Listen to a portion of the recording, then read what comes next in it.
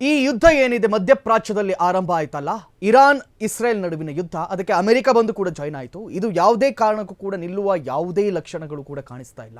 ಇವತ್ತು 21ನೇ ದಿನಕ್ಕೂ ಕೂಡ ಮುಂದುವರೆದಿದೆ. ಅದರ ಜೊತೆಯಲ್ಲಿ ಅಮೆರಿಕದ F-35 ಫೈಟರ್ ಜೆಟ್ ಅನ್ನು ನಾವು ಹೊಡೆದುರುಳಿಸಿದ್ದೀವಿ ಅಂತ ಇರಾನ್ ಘಂಟಾಘೋಷವಾಗಿ ಹೇಳ್ತಾ ಇದೆ. ನಾವು ಯಾವುದೇ ಕಾರಣಕ್ಕೂ ಮಂಡಿ ಊರಲ್ಲ ಅಂತ ಇರಾನ್ ಸಮರದಲ್ಲಿ ಮತ್ತಷ್ಟು ಉಗ್ರ ವರ್ತನೆಗಳನ್ನು ತೋರಿಸ್ತಾ ಇದೆ.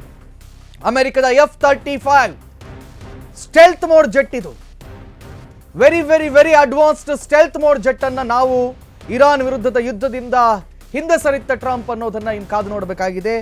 ಆ ಸ್ಟೆಲ್ತ್ ಮೋಡ್ ಯುದ್ಧ ವಿಮಾನವನ್ನು ನಾವು ಹೊಡೆದುರುಳಿಸಿದ್ದೀವಿ ಅಂತ ಇರಾನ್ ಹೇಳ್ತಾ ಇದೆ. ಯುದ್ಧದ ವಿಚಾರದಲ್ಲಿ ಟ್ರಂಪ್ ಬೆಂಬಲಿಗರಲ್ಲೂ ಕೂಡ ನಡುಕ ಇದೀಗ ಶುರುವಾಗಿದೆ ಅಂತೆ. ಯಾಕಂತ ಹೇಳಿದ್ರೆ ಯಮನ್ ದೇಶ ಇದೀಗ ಅಮೆರಿಕದ ವಿರುದ್ಧವಾಗಿ ಧ್ವನಿ ಎತ್ತಿದೆ. ಟ್ರೀಟ್ ಆಫ್ ಆರ್ಸಿ ವಿಶ್ಲೇಷಣೆ ಬಳಿಕ ಯುದ್ಧವು ಅಂದುಕೊಂಡಂತೆ ಸಾಗ್ತಿಲ್ಲ ಎಂಬ ಕಹಿ ಸತ್ಯದ ಅರಿವು ಇದೀಗ ಆಗ್ತಾ ಇದೆ.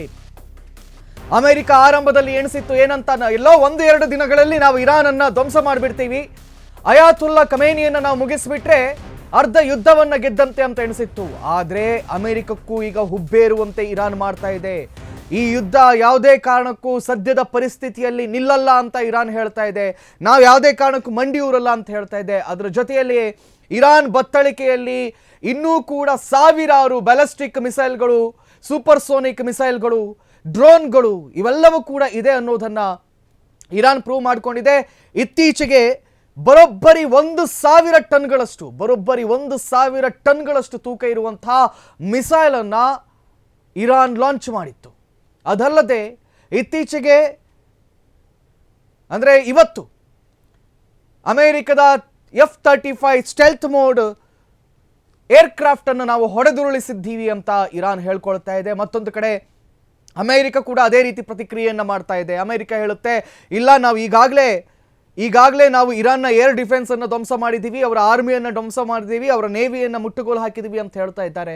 ಬಟ್ ಸ್ಟಿಲ್ ಮಿಸೈಲ್ಗಳು ಮಾತ್ರ ಇರಾನ್ ಕಡೆಯಿಂದ ಲಾಂಚ್ ಆಗೋದಾಗ್ತಾನೆ ಇದೆ. ಎಸ್ಪೆಷಲಿ ಈ ಹರ್ಮೂಸ್ ಅನ್ನುವಂತಹ ಜಲಸಂಧಿ ಏನಿದೆ ನೋಡಿ, ಸ್ಟ್ರೈಟ್ ಆಫ್ ಹಾರ್ಮೂಸ್, ಅದ್ರ ಮೇಲೆ ಸಂಪೂರ್ಣ ಹಿಡಿತವನ್ನ ಇರಾನ್ ತೆಗೆದುಕೊಂಡಿರುವ ಕಾರಣಕ್ಕೆ ಇದೀಗ ಬೇರೆ ಬೇರೆ ರಾಷ್ಟ್ರಗಳು ಕೂಡ ಇರಾನ್ ಪರವಾಗಿ ಮಾತಾಡುವಂತಹ